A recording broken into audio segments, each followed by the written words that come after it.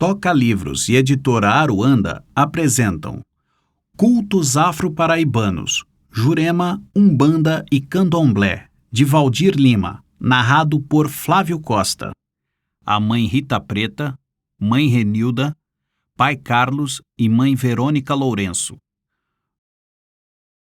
No Candomblé não existe demônio. O diabo não tem poder para nada. Nossa religião é belíssima. Você vai sozinho. Não é levado pelas palavras. Orixá não vai ao encontro de ninguém. Nós é que vamos ao encontro dele. Pai Erivaldo de Oxum. Agradecimentos. Aos orixás e aos encantados da Jurema Sagrada pelos conselhos, sinais positivos e caminhos proporcionados que me serviram de norte durante o processo de elaboração deste trabalho.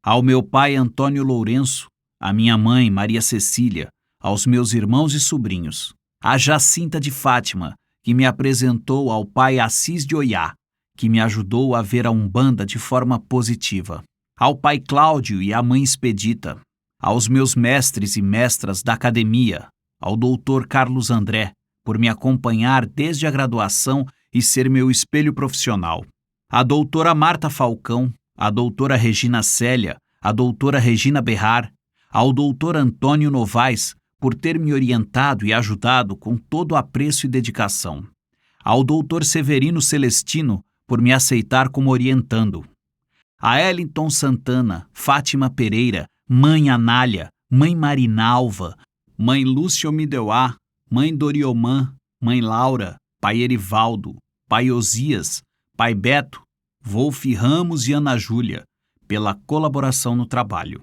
A Cleiton Ferrer, pela ajuda e apoio. A Grícia Guedes, Anália Alves, Josinaldo Pereira, Neves Vasconcelos, Terezinha América e Márcia Janaína, pelo incentivo a participar do processo seletivo do mestrado, cujo desenvolvimento deu origem a este livro. A Aline Martins e a editora Aruanda, por acreditarem em mim. Prefácio. Um intelectual de ação no mundo afro, por Carlos André M. Cavalcante. Depois de décadas de primazia da ideia de democracia racial, ganha força a percepção de que há uma grave situação a ser enfrentada. Joel Rufino. Não é possível pensar no Candomblé, Umbanda e Jurema sem relatar toda essa gama de riquezas trazidas do continente africano. Valdir Lima. Valdir Lima é um intelectual de ação. Há uma tradição brasileira nisso. Ele buscou segui-la. Mas ele é muito mais que isso. Para o mundo rico e sedutor das religiões africanas, Valdir Lima é um convite ao diálogo e à concórdia. Sua rica história de vida, desprovida de preconceitos, o fez conhecer os vários mundos afros que existem no Brasil.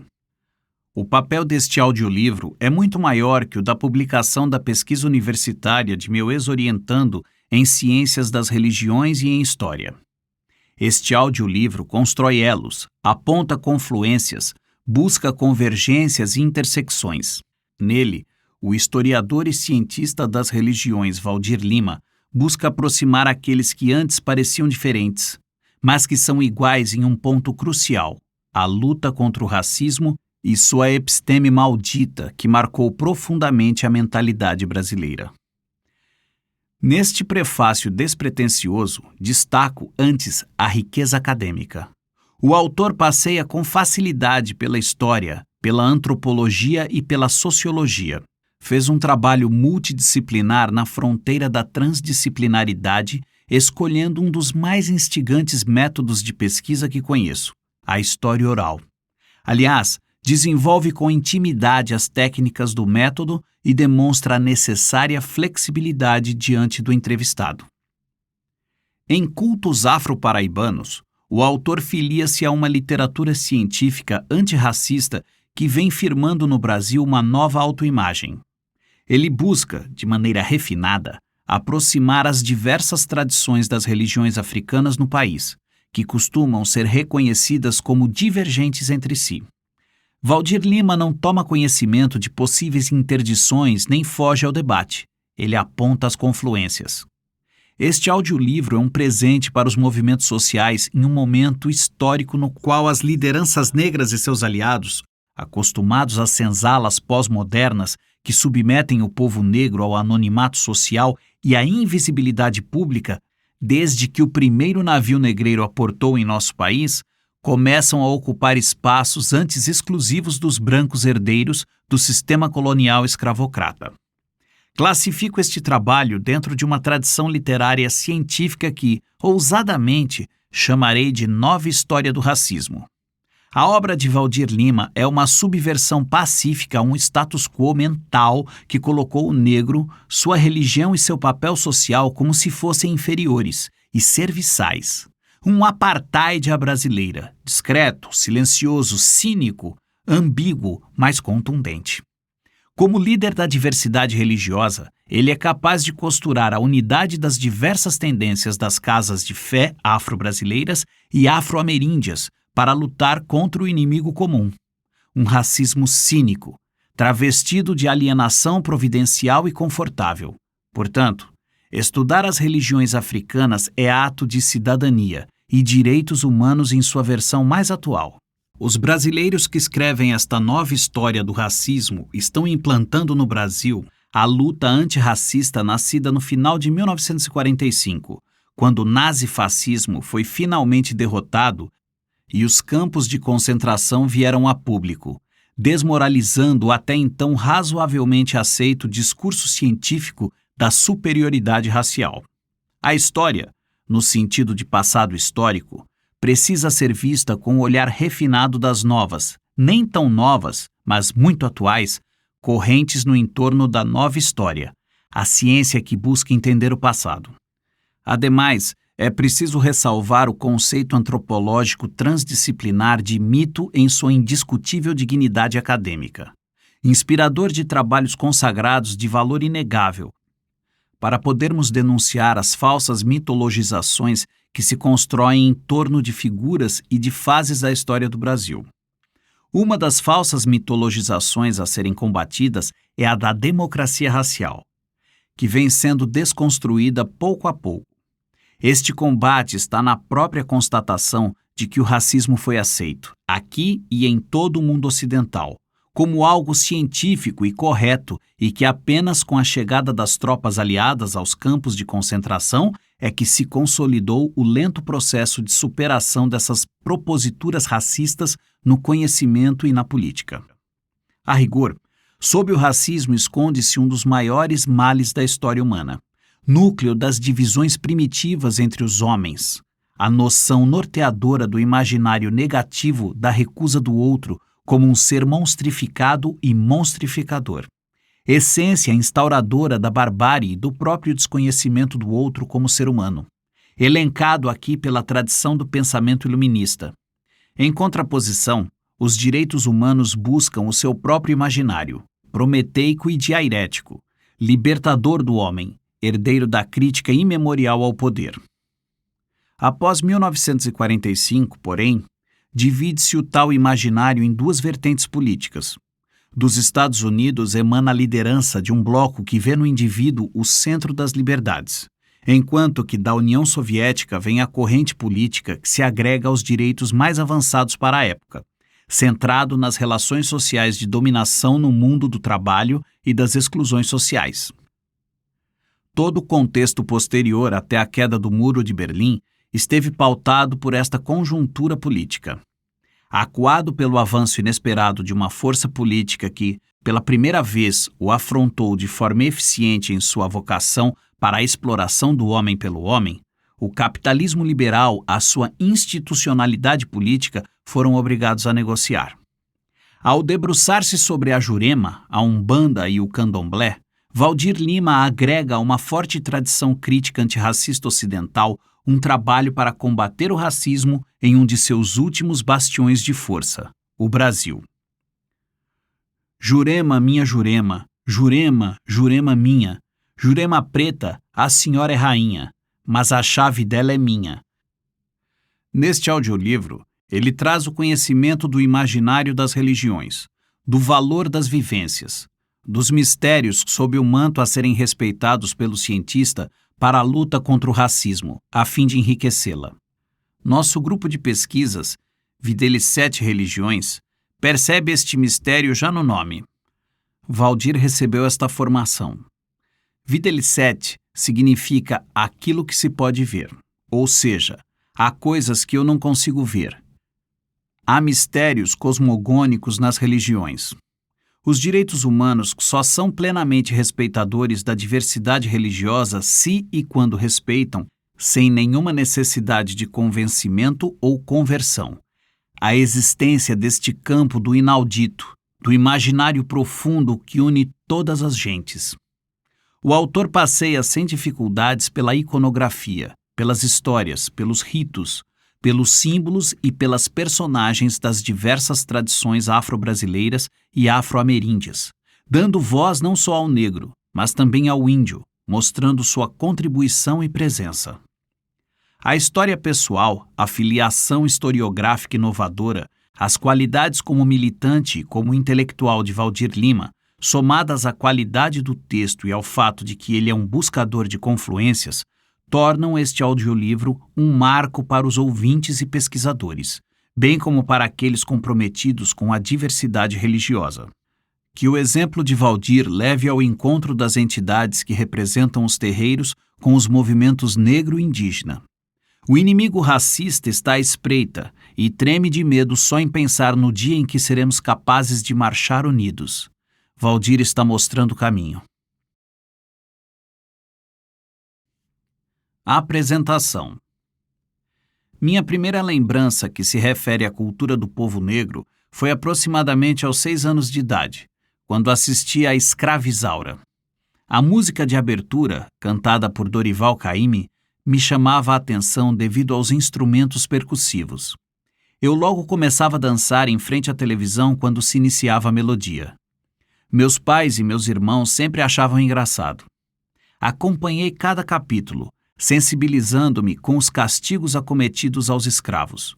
Perguntava à minha mãe o porquê de tanto sofrimento, e a pergunta que não calou me acompanhou, virando mais tarde um objeto de pesquisa.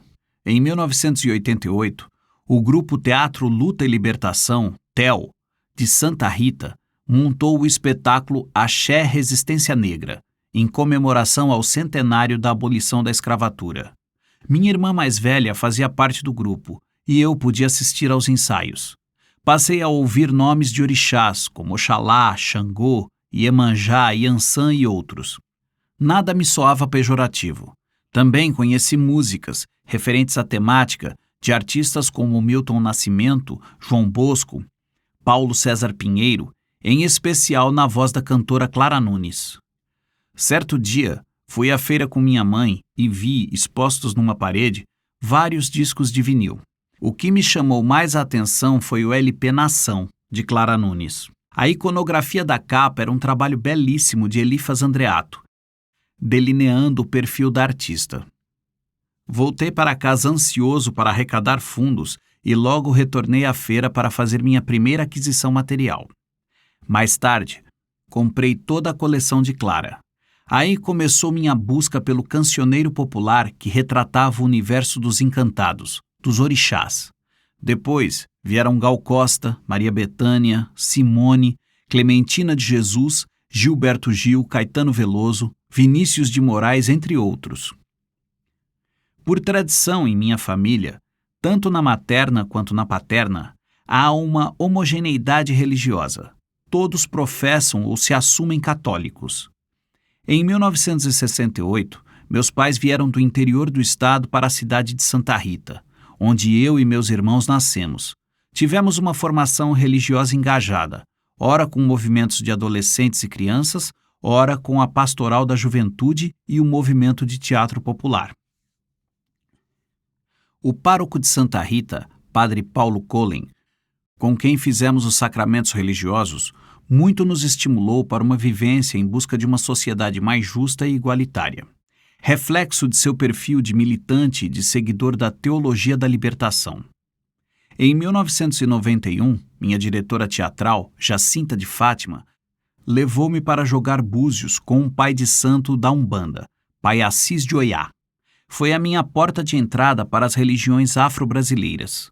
Os dois participavam do movimento negro e do disque racismo. São pessoas muito importantes para mim. Em 1992, montei, junto ao grupo de teatro popular sem nome, o espetáculo teatral Realidades, que falava sobre o culto da Umbanda na Paraíba. O trabalho foi resultado de uma longa pesquisa e de uma série de visitas do grupo aos terreiros de Umbanda e Jurema de Santa Rita. Instigava-me o fato de esses grupos religiosos serem compostos, em sua grande maioria, de negras e negros, todos empobrecidos, além de haver um grande fluxo de homossexuais e travestis com uma espontaneidade incomum em outras religiões. O uso do cigarro, cachimbo e o consumo de bebidas alcoólicas nas giras de Jurema e em festas de pombagira apareciam para mim de forma negativa. De certo modo, isso retardou uma aproximação maior com essas religiões. No ano de 2000, em meu trabalho monográfico de conclusão do curso de História pela UFPB, escrevi a história do bairro popular de Santa Rita. Na ocasião, pude entrevistar a senhora Rita Maria da Conceição, conhecida como Mãe Rita Preta, moradora do bairro de Santa Cruz desde 1940. Mãe Rita é Ialorixá do templo de Umbanda Caboclo José de Andrade e foi iniciada na Jurema em 1945, estando hoje com 92 anos de idade, sendo 75 dedicados ao sacerdócio. Na década de 1960, ela participou ativamente, ao lado de Carlos Leal Rodrigues e Cícero Tomé, de um movimento em prol da construção da primeira Federação dos Cultos Afros na Paraíba. Fez parte ainda do movimento em favor da liberação dos cultos afro-brasileiros na Paraíba, o que aconteceu no ano de 1966 durante o governo de João Agripino. Entre 2004 e 2009, comecei a participar gradativamente da comunidade religiosa de Mãe Rita Preta, a princípio pelo fascínio que ela exercia sobre mim, mais tarde por minha forte identificação com aquela religião tão marginalizada. Nos primeiros anos, eu apenas assistia aos cultos, cantava e contribuía para a realização das festas religiosas. Depois, passei a oferecer comida aos orixás e às entidades da Jurema, sob orientação da Mãe de Santo. Por fim, comecei a girar, a fazer parte do ritual litúrgico de forma integral, sem culpa nem amarras. Em 2007, a ONG Encumber, da qual sou sócio fundador, produziu o documentário Santa Rita Preta, que conta a trajetória pessoal e religiosa de Mãe Rita Preta. Tivemos a oportunidade de participar competitivamente de um festival de vídeos do Serviço Social do Comércio, SESC, levando Mãe Rita a uma exibição de cinema pela primeira vez e, o que é melhor, para assistir a si mesma e ser homenageada perante o público. Este audiolivro divide-se em 3 partes. A primeira, de caráter teórico, trabalha o conteúdo segundo a perspectiva de uma narrativa oral com a metodologia de histórias de vida. A segunda parte aborda a origem da Jurema, da Umbanda e do Candomblé na Paraíba, com um recorte cronológico de 1940 a 2010, assinalada pelo surgimento da Jurema e o marco da liberação dos cultos afro-brasileiros no Estado, e de 2010 até os dias atuais. Neste trecho, também se analisa o processo de construção da Umbanda, a abertura dos primeiros terreiros, sua origem, caracterização e sua identidade no Estado paraibano. Além disso, foi feita, por meio de entrevistas, uma contextualização histórica da Jurema e dos primeiros juremeiros que se estabeleceram na Paraíba, enfocando os rituais sagrados nos anos que antecederam 1966. Este audiolivro apresenta ainda evidências de que, ao contrário do candomblé, que resistiu às práticas de casas tradicionais em Salvador, a Umbanda conserva como principal característica o traço sincrético de uma religião com alicerces cristãos espíritas e fetichistas africanos. A Umbanda aparece, pois como uma solução original, ela vem tecer um liame de continuidade entre as práticas mágicas populares, a dominância negra e a ideologia espírita. Sua originalidade consiste em reinterpretar os valores tradicionais, segundo o novo código fornecido pela sociedade urbana e industrial. Queremos destacar aqui o uso recorrente dos termos sincretismo, presente na obra de Valdemar Valente, e hibridismo, usado por Zillah Berne. Trata-se de termos diferentes, mas que fazem parte do contexto religioso afro-brasileiro. O sincretismo se caracteriza fundamentalmente por uma intermistura de elementos culturais, uma íntima interfusão, uma verdadeira simbiose, em alguns casos, entre os componentes das culturas que se põem em contato. Assim, o candomblé, ao contrário do que pensam muitas pessoas, não é uma religião africana, mas uma religião de matriz africana ressignificada e hibridizada em solo brasileiro, assim como o culto da Jurema Sagrada. Por outro lado, a Umbanda, embora traga em seu bojo alguns traços híbridos, é uma religião sincrética, na qual Nossa Senhora da Conceição pode ser sincretizada com Iemanjá, por exemplo. Por fim, a terceira parte enfoca nos movimentos de nascimento e organização das federações religiosas.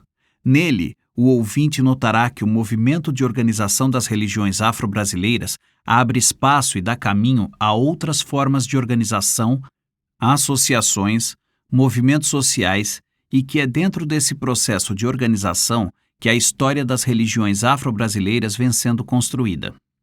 As religiões afro-brasileiras e afro-ameríndias vêm sendo pesquisadas no Brasil desde o século XIX. Podemos destacar as contribuições de Gilberto Freire, por exemplo, e foi gradualmente ocupando espaço dentro da academia em diversas áreas das ciências humanas e da natureza a partir do século XX. Esperamos que este audiolivro possa vir a ser um divisor de águas no estudo e no ensino religiosos da história das religiões afro-ameríndias paraibanas, sobre a qual pouco se conhece, embora esse estado seja o berço da Jurema Sagrada. Parte 1. Exposição do método. Histórias de vida. 1. A história oral. Uma vez que o foco deste livro recai sobre as religiões afro-brasileiras da Paraíba, cujos dogmas, doutrinas, segredos e ritualísticas têm como base de sustentação a tradição oral, a entrevista foi o método mais adequado a ser utilizado para a pesquisa do tema. É preciso que se tenha em mente que, embora façamos parte de um tempo cíclico, o estudo apresentado neste livro abarca grupos sociais religiosos de matrizes africanas e afro-brasileiras que valorizam o tempo atemporal, eterno, isto é, o tempo do mito. O tempo mítico é o tempo sagrado das deusas e dos deuses. Nesse tempo, não há preocupação com contextualizações históricas e coerências cronológicas. Ele é eterno. Ressuscitado a todo instante quando solicitado pela memória das adeptas e dos adeptos das religiões cujo tempo mítico é alicerce para crenças e tradições. Sobre o mito, Eliade tece as seguintes considerações. O mito conta uma história sagrada. Ele relata um acontecimento ocorrido no tempo primordial, o tempo fabuloso do princípio. Em outros termos, o mito narra como, graças às façanhas dos entes sobrenaturais, uma realidade passou a existir. Seja uma realidade oral, o cosmo, ou apenas um fragmento, uma ilha, uma espécie vegetal, um comportamento humano, uma instituição. É sempre, portanto, a narrativa de uma criação. Ele relata de que modo algo foi produzido e começou a ser. O mito fala apenas do que realmente ocorreu, do que se manifestou plenamente. Os personagens dos mitos são os entes sobrenaturais. Eles são conhecidos sobretudo pelo que fizeram no tempo prestigioso dos primórdios. Em suma, os mitos descrevem as diversas e algumas vezes dramáticas irrupções do sagrado ou do sobrenatural no mundo. É essa irrupção do sagrado que realmente fundamenta o mundo e o converte no que é hoje. O trabalho é de Ecléa Bose, Memória e Sociedade, Lembranças de Velhos, traz uma importante reflexão teórica sobre a memória, um exemplo de como as reminiscências dos idosos podem ser fundamentais para a reconstrução de histórias da comunidade. Bose revela o valor da memória dos idosos, desse repasse de informações às novas gerações por meio da oralidade. O reviver dos que já participam então das nossas conversas e esperanças. Os cientistas religiosos, que exercem o ofício de narradores de histórias das religiões, possuem o singular poder de trazer à tona um passado ora agradável e necessário, ora não. É por esse motivo que esses profissionais que são importantes no locus de produção de conhecimento onde vivem e trabalham. Em História e Memória, Jacques Le Goff dá-nos importantes pistas ao discutir os mecanismos de manipulação da memória utilizados pelas classes dominantes sobre as subalternas desde a antiguidade até os nossos dias. Na obra, o historiador também se propõe a recuperar conceitos científicos de hereditariedade da memória, à luz das ciências, como a biologia e a física. A memória é um elemento essencial do que se costuma chamar identidade, individual ou coletiva, cuja busca é uma das atividades fundamentais dos indivíduos e das sociedades de hoje, na febre da angústia. Quando nos propomos a trabalhar com religiões afro-brasileiras e ameríndias, no caso das comunidades tradicionais de terreiro, a memória de seus adeptos é terreno fertilizado pelo tempo mítico, tempo dos antepassados distantes ou remotos, alguns perdidos nas brumas de um tempo atemporal.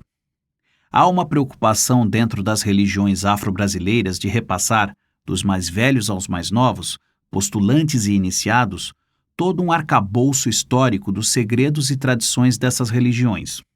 É comum nos terreiros de candomblé, cuja presença do matriarcado é notoriamente relevante, a prática de a Ialorixá sentar-se com a família de santo para contar as lendas dos orixás, ressaltando em suas epopeias as qualidades virtuosas das divindades, de modo que suas filhas e seus filhos se sintam orgulhosos. Le Goff descreve a memória como um rio com dois afluentes, um da lembrança e o outro do esquecimento.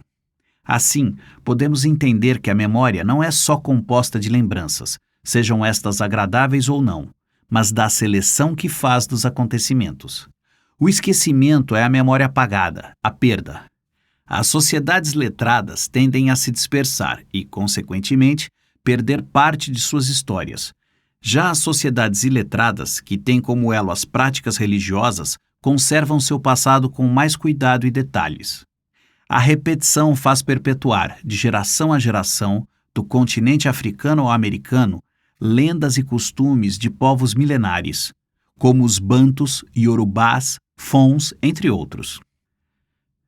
A memória sempre foi e tem sido fonte de riqueza para a preservação cultural religiosa de religiões de matrizes africanas e afro-brasileiras. Memória, nesse sentido, é também instrumento de poder e de dominação nesses grupos sociais em que a escrita nunca foi critério para a obtenção de postos hierárquicos sacerdotais. Para Apiá, na transmissão oral, tudo que é transmitido é de memória e é necessário partilhar com aquele que fala um conhecimento dos pressupostos que lhe servem de base.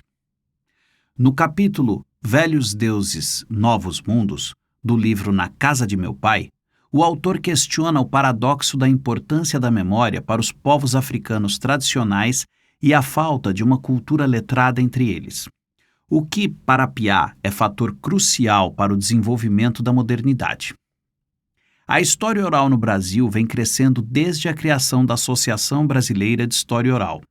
Após o primeiro Encontro Nacional de História Oral, realizado na Universidade de São Paulo, USP, em 1993, onde foram apresentados trabalhos produzidos por historiadores, antropólogos, sociólogos, educadores, arquivistas, etc., o catálogo História Oral e Multidisciplinaridade foi publicado como resultado do segundo Encontro Nacional de História Oral e, concomitantemente, aconteceu a Assembleia de Fundação da Associação.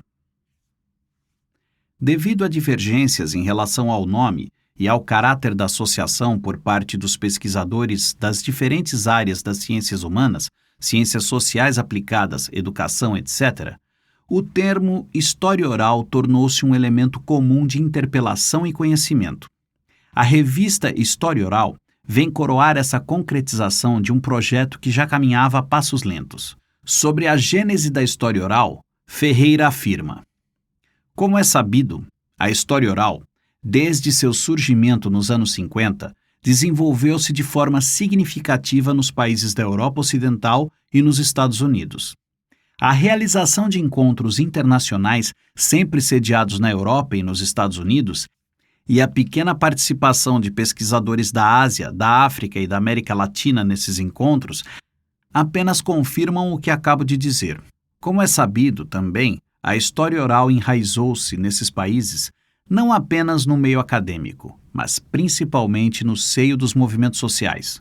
Seu compromisso inicial, como já se assinalou tantas vezes, foi o de dar voz aos excluídos e marginalizados. Ora, os chamados países em desenvolvimento caracterizam-se exatamente pela exclusão das suas grandes massas trabalhadoras. Seriam um campo privilegiado para o desenvolvimento dessa história oral dos excluídos. Mas a afirmação da história oral foi aí mais tardia, resultado de um processo lento e descontínuo. Ferreira empreendeu a reconstrução histórica da história oral, especialmente no Brasil. Segundo ela, a partir de 1975, a Fundação Getúlio Vargas, em parceria e com patrocínio da Fundação Ford, passou a difundir e a estimular o uso da história oral nas universidades brasileiras. Isso ocorreu mesmo no período ditatorial, quando as entrevistas eram fortemente reprimidas, além de haver resistência dos historiadores estruturalistas quanto ao uso de depoimentos de pessoas vivas, protagonistas do processo histórico, em detrimento de fontes primárias, documentos oficiais. Os pesquisadores de história local abraçaram esse recurso metodológico na década de 1980, quando da abertura política, e na década de 1990, no boom da história oral, que se consolidou com a criação da associação e da revista e com o advento de uma crescente aceitação nas universidades públicas brasileiras. A história oral, contudo, não está restrita à academia. Existem projetos de reconstrução histórica da sociedade civil desenvolvidos por associações, organizações não governamentais e sindicatos que trabalham especificamente com a história oral, como a Casa Amarela, no Recife, por meio da Federação de Associação de Moradores, e a ONG Engenho Cumbe, também conhecida como Encumbe, em Santa Rita, que trabalha com a história local e a memória das religiões afro-brasileiras da cidade e da Paraíba. Existem também museus e arquivos, públicos e privados, que se utilizam dessa metodologia. Ferreira também aponta o segundo setor, as empresas privadas, como instituições que aderiram à história oral como instrumentos de marketing, contratando, muitas vezes, pesquisadores de associações ou universidades para realizar esses trabalhos. Para ela, iniciativas como essa são propagandas que buscam o passado de seus produtos através da memória. É comum, nos dias atuais, as empresas ressaltarem em suas propagandas o tempo de sua existência. A ideia básica é que essas sociedades, preocupadas com a perda do sentido do passado e com o aprofundamento da capacidade de esquecer, têm procurado recuperar o passado, estabelecendo caminhos para uma redefinição de identidades.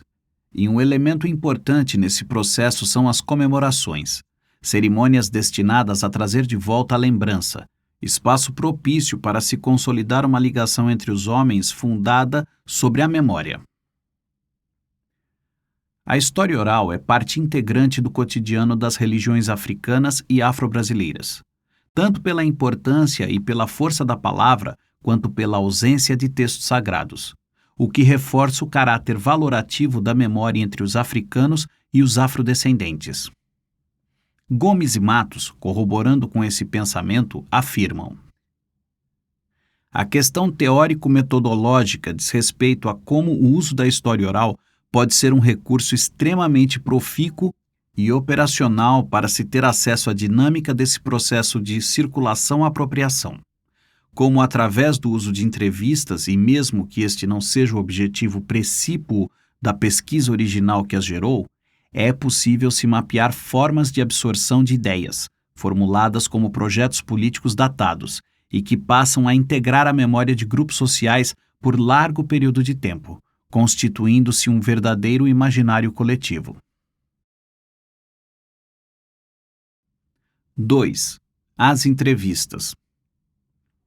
Os trabalhos produzidos sobre as religiões afro-brasileiras e as entrevistas com seus adeptos formam a base estrutural do texto que deu origem a este livro. Não existe história oral sem entrevistas e pesquisas sobre seu conteúdo e sua veracidade. Existem diferentes tipologias de entrevistas, que se diferenciam quanto às suas estruturas e objetos. Entrevistas de histórias de vida, temáticas, genealógicas, com objetivos históricos, antropológicos, sociológicos, etc. No caso deste livro, a opção se fez pelas histórias de vida de pessoas praticantes de religiões afro-brasileiras e afro-ameríndias, as quais se caracterizam também como histórias temáticas. Uma entrevista não é uma ação meramente técnica, fria, sem vínculo algum entre a pessoa que entrevista e a que é entrevistada. Faz-se necessário alguns contatos prévios e visitas aleatórias, visando a melhor aproximação entre ambos, desde que esses contatos se deem da forma mais natural possível. Sobre o processo preparatório das entrevistas, Thompson nos diz: o primeiro ponto é a preparação de informações básicas, por meio da leitura ou de outras maneiras. A importância disso varia muito. A melhor maneira de dar início ao trabalho pode ser mediante entrevistas exploratórias, mapeando o campo e colhendo ideias e informações. Com a ajuda destas, pode-se definir o problema e localizar algumas das fontes para resolvê-lo. Do mesmo modo que a entrevista piloto de um grande levantamento, uma entrevista de coleta de informações genéricas no início de um projeto local pode ser uma etapa muito útil. Optamos por entrevistas semi-dirigidas ou semi-estruturadas, objetivando uma relação mais informal com as pessoas entrevistadas. Todas as pessoas que participaram da pesquisa, que serviu de ponto de partida para a escrita deste livro, responderam às questões de forma descontraída e muito espontânea. Eu já conhecia todos, sem exceção. Entrevistei alorixás, babalorixás e presidentes de federações das religiões afro-brasileiras na Paraíba. Algumas pessoas foram visitadas pessoalmente, outras foram contatadas por telefone, por e-mail ou pelas redes sociais, onde hoje é comum a presença de sacerdotisas e sacerdotes. Cada encontro foi realizado em local e data específicos, na residência dos entrevistados, nos terreiros ou nas sedes das federações. Eles aconteceram de forma amistosa, salvo no caso de alguns presidentes de federação, que demonstravam alto teor de ranço quando referiam-se a outras federações.